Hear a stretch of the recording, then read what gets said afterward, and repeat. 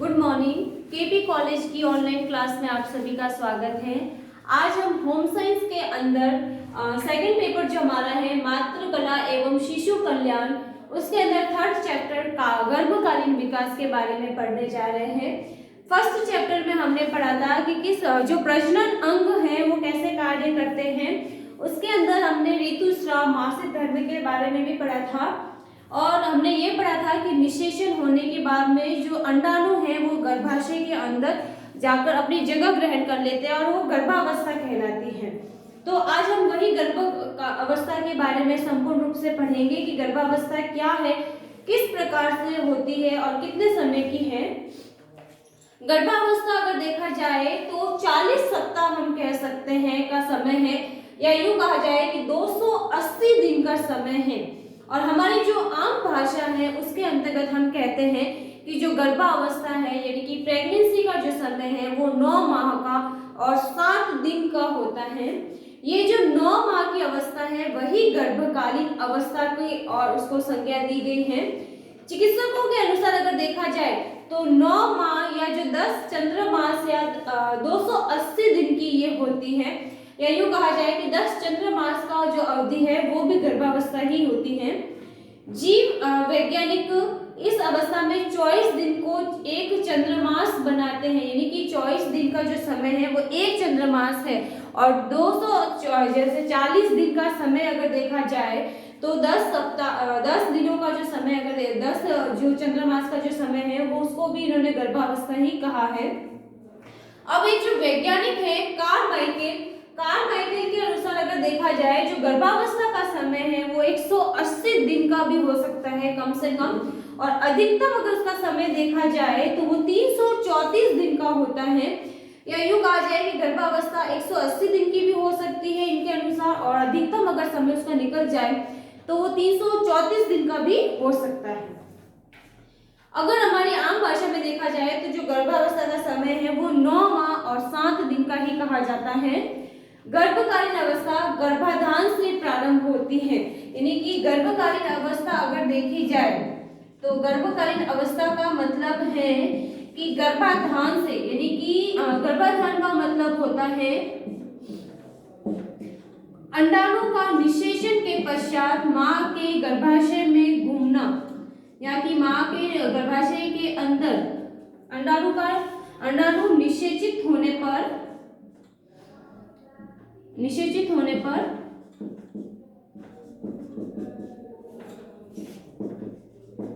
गर्भाशय में रोपण होना।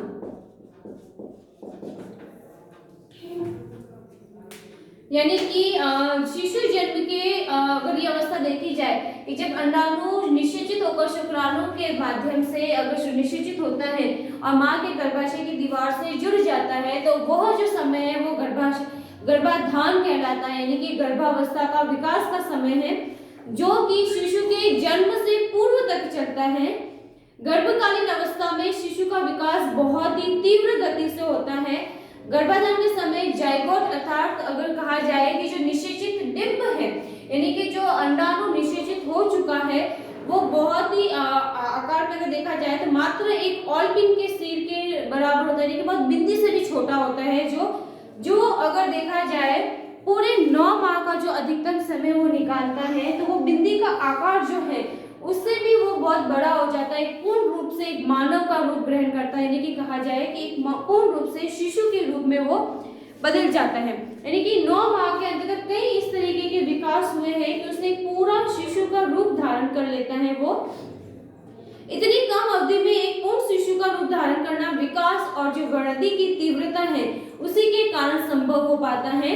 इस अवस्था में अगर मुख्य रूप से देखा जाए तो शिशु में शारीरिक परिवर्तन होते हैं। ये शारीरिक परिवर्तन के कारण ही अगर देखा जाए तो उसके शरीर में हाथ पैर का बनना और उसकी आंखों का निर्माण वगैरह होना, ये जो सारा समय है वो 9 माह का जो समय रहता है गर्भावस्था का उसी समय में पूरा होता है। और पूर्ण रूप से जो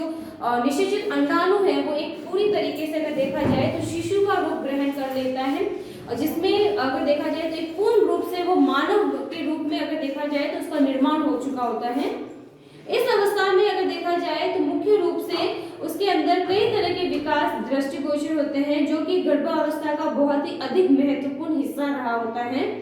क्योंकि इसी अवस्था में शिशु का जो आकार है, आकृति है, रचना है आदि का निर्माण होता है और विकास होना संभव होता है। अब हम जो अगला पढ़ेंगे वो है गर्भाधान। गर्भाधान की क्रिया क्या है? जो गर्भाधान की जो क्रिया के अंतर्गत देखा जाए, जो हमने पिछली क्लास के अंदर पढ़ा था कि जो अंडाणु है, महिलाओं के अंडाशय में बनने वाले जो अंडाणु है, जब वो पुरुष शुक्राणु के साथ संयोग हो जाता है तो हम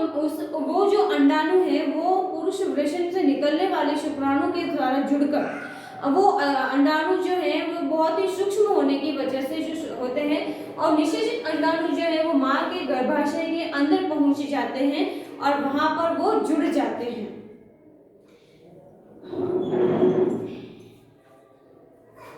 अब जो वहां पर पहुंचा हुआ जो अंडाणु है वो गर्भाशय में पहुंचने के बाद में धीरे धीरे डिंब गर्भाशय के भीतर जो है वो अंत स्थापित हो जाता है, या यूं कहा जाए कि माँ के गर्भाशय की दीवार से जुड़ जाता है, जिसकी वजह से वो माँ के अपरा से जुड़कर अपना जो पोषण है वो लेने लगता है। या यूं कहा जाए जब अंडाणु निषेचित होकर माँ के गर्भाशय में पहुंचता है तो 10 दिन तक तो वो स्वतंत्र रूप से माँ के गर्भाशय में घूमता है, लेकिन 10 दिन के बाद में वो धीरे धीरे माँ के गर्भाशय की दीवार से जुड़कर अपना स्थान बना लेता है और वो अपरा के माध्यम से माँ के गर्भाशय की दीवार से जुड़ जाता है। अब जो गर्भवती महिला है वो जो भी भोजन लेती है, जो भी खाती है, उसका सीधा असर बच्चे के विकास में पड़ता है, क्योंकि बच्चा वही अपरा के माध्यम से माँ के शरीर से अपना पोषण ग्रहण करता है। अब जो निषेचित अंडाणु है जो माँ के गर्भाशय की दीवार से जुड़ चुका है, उसके जुड़ने की जो प्रक्रिया है उसी को गर्भ ठहरना, गर्भाधान, सगर्भता या फिर गर्भरोपण कहा जाता है। या ये जो पूरा समय जो रहेगा अब गर्भाधान से लेकर शिशु के जन्म तक का वो पूरा समय कहलाता है गर्भकालीन अवस्था। अब हम पढ़ेंगे गर्भकालीन विकास की क्या विशेषताएं हैं। जो गर्भकालीन विकास हो रहा है उसके अंदर की जो विशेषताएं हैं कि किस प्रकार से होता है, क्या क्या किन किन रूपों में है।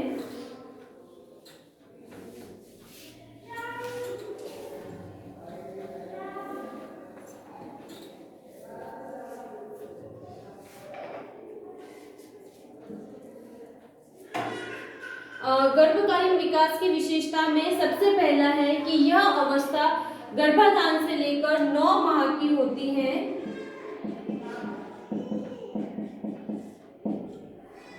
गर्भाधान से लेकर 9 माह तक चलती है और ये जो अवस्था है गर्भकालीन अवस्था, इसमें शिशु की जो वृद्धि है वो वृद्धि एवं विकास बहुत ही तीव्र गति से संपन्न होता है, यानी कि बहुत ही तीव्रता से चलता है।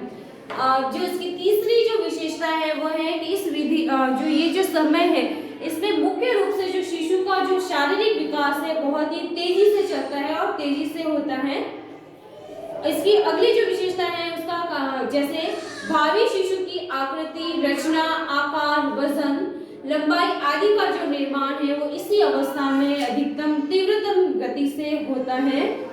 शिशु का जो मानसिक विकास देखा जाए, संवेगात्मक विकास है वो ये अवस्था अत्यंत ही कम होता है इसमें, परंतु आगे के विकास हेतु जो इसका निर्धारण अच्छे से हो जाता है। या यूं कहा जाए कि जब तक शिशु माँ के शरीर में है उसका मानसिक विकास पूर्ण रूप से नहीं हो पाता है, ना ही उसका संवेगत विकास पूरी तरीके से होता है, लेकिन जो आगे आने वाला समय है जब शिशु का जन्म हो जाएगा तो उन समय में शिशु का जो मानसिक विकास और संवेगात्मक विकास होना है उसके लिए वो अपने उत्तरदायी होते हैं, यानी कि उसका उस चरण की ओर ले जाने के लिए भी वो अपना योगदान देते हैं। शिशु का क्रियात्मक विकास 3 माह से प्रारंभ हो जाता है और 6 से 7 माह तक अधिकतम होता है। या यूं कहा जाए कि जो 3 माह का शिशु होता है वो धीरे धीरे माँ के शरीर में घूमना, उलटना पुलटना आदि कार्य वगैरह शुरू कर देता है, जो कि 9 माह तक शिशु अपने हाथ पैरों को हिलाना वगैरह काफी कार्य कर सकता है, जो कि क्रियात्मक कार्यों के रूप में देखा जाता है। या जो शिशु के शरीर की जो गतिशीलता है वही क्रियात्मक कार्य है।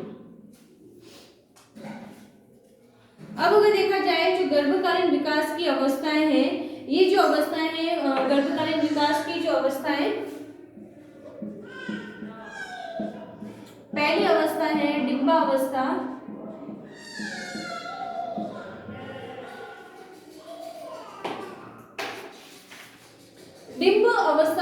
मतलब होता है कि वह अवस्था जिसमें शिशु जो है गर्भाधान से लेकर 2 सप्ताह का जो समय रहता है वो इस अवस्था के अंतर्गत आता है। जो दूसरी अवस्था है वो है भ्रूणावस्था।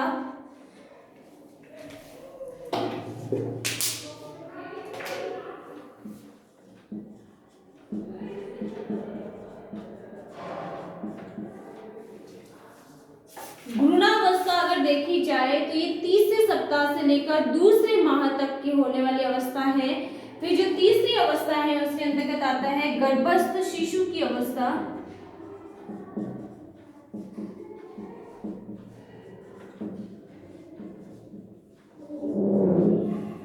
गर्भस्थ शिशु की अवस्था का मतलब है कि ये तीसरे माह से प्रारंभ होती है और शिशु के जन्म तक चलने वाली अवस्था है। जो पहली अवस्था है हमारी वो है डिंब अवस्था। इस अवस्था को अगर देखा जाए तो बीज अवस्था भी कहा जा सकता है।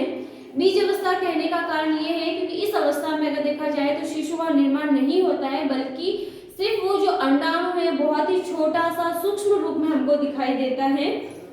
इस अवस्था में शिशु का विकास धीरे धीरे होता है। यह अवस्था गर्भाधान से लेकर 2 सप्ताह तक की होती है। इस अवस्था में अगर देखा जाए जो निषेचित डिंब है उसका आकार बहुत छोटा होता है, केवल मात्र अगर देखा जाए जो ऑलपिन का जो सिरा रहता है जो गोल वाला उसके बराबर होता है, इसलिए इसको जाइगोट भी कहा जाता है। जाइगोट के जो आंतरिक भाग में अगर देखा जाए तो निरंतर रूप से कोशिका का विभाजन होता है और जो विभाजन की क्रिया चलती है उसकी वजह से जो कोशिका की संख्या है उसमें दिन ब दिन वृद्धि होने लगती है और उसी वृद्धि के कारण वो 8 से दिन तक जाइगोट का जो बाहरी स्वरूप है उसमें अगर देखा जाए तो किसी तरीके का परिवर्तन नहीं होता है, लेकिन आंतरिक परिवर्तन उसमें होना शुरू हो जाते हैं। गर्भाधान के 7 से 8 दिन का जो समय है जाइगोट माता के गर्भाशय में उपस्थित जो तरल पदार्थ होता है उसके अंदर तैरता रहता है और अपना पोषण भी जो है उसी तरल पदार्थ से लेता है। लेकिन जो 10 दिन का जो समय होता है 10 दिन के बाद में वह गर्भाशय की दीवार से चिपक जाता है, जिसको हम आरोपण कहते हैं। उसी आरोपण का मतलब है कि माँ के गर्भाशय में गर्भ ठहर चुका है और गर्भाशय की दीवारें जो होती है अगर देखा जाए बहुत ही कोमल होती हैं, गद्दीदार होती हैं और मोटी होती हैं। गर्भाशय की इस आंतरिक सतह में अनेक तरह की ग्रंथियां हैं, छोटी छोटी रक्त केशिकाएं पाई जाती हैं और अगर देखा जाए जो निषेचित डिंब है वो गर्भाशय की दीवारों से चिपककर स्थित हो जाता है। अब इस गर्भस्थ शिशु का जो जीवन है वो माँ के पोषण पर निर्भर करता है कि जो माँ अपना पोषण लेगी वो अपरा के माध्यम से शिशु के शरीर में भी प्रवेश करेगा और शिशु का विकास भी उसी के आधार पर होगा। जब गर्भस्थ जीव का आरोपण माँ के गर्भाशय की दीवारों से होता है तो उसी के दौरान उसकी ऊपरी परत जो है वो फट जाती है, जिसकी वजह से उसकी रचना असमान हो जाती है और धीरे धीरे शिशु का विकास होना शुरू हो जाता है।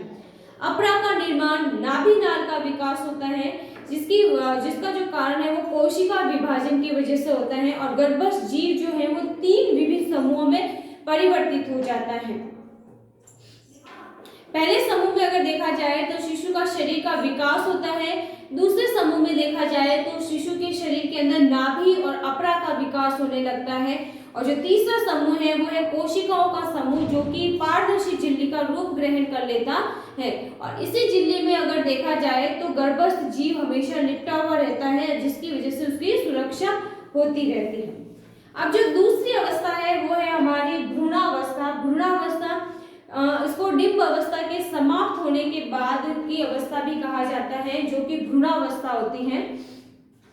बढ़ते हुए जो कोश है, कोशों के समूहों को अगर देखा जाए तो भ्रूण कहा जाता है, क्योंकि हमने जो पढ़ा कि जो डिंबावस्था है धीरे धीरे वो जो डिंब है वो फटकर फैल जाते हैं जब वो गर्भाशय से जुड़ते हैं,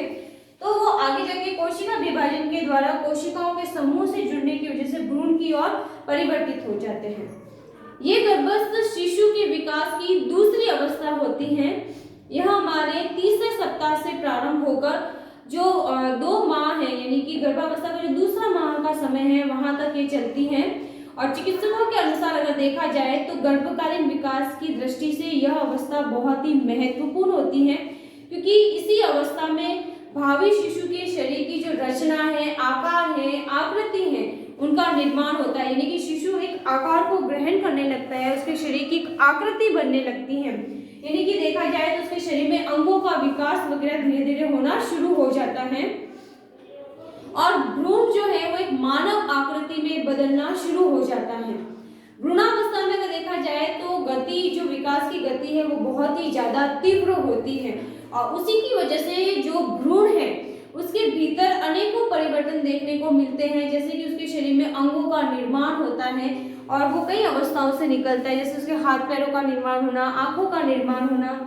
उसके आंतरिक अंगों का निर्माण वगैरह होना शुरू हो जाता है। अब जो वो कई तरीकों से उसमें विकास होता है, उनको भी 3 परतों में बांटा गया है, बाहरी परत, मध्य परत और अंतः परत। अब बाहरी परत के अंतर्गत देखे जाए तो उसके शरीर के जो ऊपरी सबसे हिस्सा होता है या बाहरी परत कहलाती है, जिसके अंदर शिशु के शरीर के जो बाहरी अंग हैं या बाहरी परत के रूप में हमको दिखते हैं, जैसे शिशु के सर पे बाल, अंगुलियों पे नाखून दिखना, त्वचा है, दांत है, नाड़ी है, ये सभी जो है वो शिशु के बाहरी परत के अंतर्गत आते हैं। दूसरा जो है वो है मध्य परत। मध्य परत ऊपरी परत के ठीक नीचे की ओर पाई जाती है, जिसे हम मेसोडर्म भी कहते हैं। ये त्वचा के भीतरी भाग, जिसको डर्मिस या फिर मांसपेशियों का निर्माण का कार्य करती है, यानी कि जो हमारे त्वचा के ठीक नीचे की जो परत रहती है, शिशुओं में भी अगर देखी जाए तो उनके त्वचा की जो ठीक नीचे की परत है उसको मध्य परत कहा जाता है। और इसी परत में अगर देखा जाए तो उसको मेसोडर्म भी कह सकते हैं, जिसमें मांसपेशियों वगैरह का विकास होता है। अब वो तीसरी परत जो है वो है अंतः परत। अंतः परत यानी कि अंदर की ओर पाई जाने वाली परत। यह जो परत है मध्य परत के भी ठीक नीचे की ओर पाई जाती है। अगर देखा जाए जो अंतः परत है इसको एंडोडर्म के नाम से भी जाना जाता है। इसमें लगभग सभी जो जीवन आवश्यक जो हमारे अंग हैं, जो महत्वपूर्ण अंग हैं, जैसे कि हृदय है, फेफड़े हैं, मस्तिष्क है, पाचन प्रणाली है, आमाशय वगैरह है, इन सभी का विकास भी इसी में ही होता है और कई तरह की ग्रंथियों का विकास और निर्माण भी इसी में ही होता है। इस अवस्था में भ्रूण का आकार चौरस, आयताकार और ढलवां नली के समान हो जाता है, जिसमें शिशु उसके शरीर के कई महत्वपूर्ण जो अंग हैं वो बनने के प्रारंभिक चिन्ह हमको दिखाई देते हैं, जैसे आंख बनने लग जाती है, उसके स्थान पर आंखों वाले स्थान पर गड्ढा बनने लगता है, धीरे धीरे वहां पर एक रेखा दिखाई देती है और धीरे धीरे वो 2 भागों में बढ़कर आंखों का निर्माण हो जाता है। भ्रूणावस्था का अगर अंत का समय अगर देखा जाए, जिसमें भ्रूण जो है वो 1 से 1/4 इंच से 2 इंच तक की लंबाई को प्राप्त कर लेता है और उसका वजन जो इस समय देखा जाए तो 15 से 20 ग्राम तक उसका वजन रहता है। इस अवस्था में भ्रूण के कई तरह की सुविकसित पूंछ भी हमको दिखाई देती हैं और पेट बड़ा हो जाता है और बाहर की ओर हमको दिखाई देता है, क्योंकि उसके जो आंतरिक अंग हैं वो बहुत ही तीव्र गति से वृद्धि करते हैं, जिसकी वजह से उसका पेट उभरा हुआ दिखता है। भ्रूण का सिर जो है वो अन्य अंगों की अपेक्षा सबसे ज्यादा बड़ा होता है। माथा उसका जो है वो हमको चौड़ा दिखाई देता है। नाक, कान है वो भी धीरे धीरे बनने शुरू हो जाते हैं और अगर कहा जाए तो इसके कान सिर से काफी नीचे का जो हिस्सा है वो बनने प्रतीत होते हैं और नाक में छिद्र भी बनना शुरू हो जाते हैं। भ्रूणावस्था का जो अंतिम समय रहता है, यानी कि जो अंत का समय है, उस समय तक आते आते अगर देखा जाए तो शिशु के शरीर में धड़कन है वो भी शुरू हो जाती है, यानी कि कार्य करना शुरू हो जाती है और इसकी जो क्रिया है इतनी धीमी एवं कम होती है कि आगे के सप्ताह में इसको सुना तक नहीं जा सकता है, यानी कि जैसे इसका विकास और होगा और समय निकलेगा तब जाके कहीं सुनने में हमको मिलेगी, उससे पहले नहीं सुन पाते हैं। भ्रूणावस्था में अपरा, जिसे गर्भनाल या नाभिनाल भी कहते हैं, में बहुत ही तेजी से वृद्धि होती है और इसमें अगर देखा जाए तो बहुत ही पतले धागे के समान इसमें जो होती है, इसमें बाद में अगर देखा जाए तो काफी मोटा ये जो है वो हो जाती है और एक अंगूठे के बराबर इसका आकार हो जाता है। अपरा का जो एक सिरा है अगर देखा जाए तो वो माँ के शरीर से जुड़ा हुआ रहता है और जो दूसरा सिरा अगर देखा जाए तो वो शिशु के नाभि वाले हिस्से से जुड़ा हुआ रहता है। और अगर इसमें देखा जाए तो अपरा में बहुत तरह की रक्त वाहिनियां पाई जाती है, उनका जाल बिछा हुआ रहता है और जो महिला जो पोषण लेती है वो इसी अपरा के माध्यम से रक्त में मिलकर शिशु के शरीर तक पहुंचता है और शिशु उनको ग्रहण करता है। इस अवस्था में अंत तक भ्रूण के चारों ओर एक पारदर्शी झिल्ली निर्मित हो जाती है, जिसको सुरक्षात्मक थैली भी कहा जाता है। इसी सुरक्षात्मक थैली के अंदर एक द्रव पाया जाता है, इसको गर्भोदक थैली के नाम से भी जानते हैं। तथा इसमें समस्त विकास जो है शिशु का इसी थैली के अंदर होता है, और जैसे जैसे शिशु का विकास होता है वो इस थैली के अंदर बढ़ता जाता है, और थैली का आकार भी जो है वो भी बढ़ता ही चला जाता है। अब इस थैली के अंदर अगर देखा जाए तो शिशु के चारों ओर एक द्रव भरा हुआ रहता है, जिसको उल्व कोश तरल कहा जाता है, जो कि किसी भी तरह की चोट है, दुर्घटना है या कोई दबाव है जो माँ के गर्भाशय पर अगर पड़ता है तो वो उस दबाव को सीधा शिशु तक जाने से रोकता है और शिशु को उस दबाव से बचाता है, ताकि उसको किसी भी प्रकार की कोई चोट ना लगे।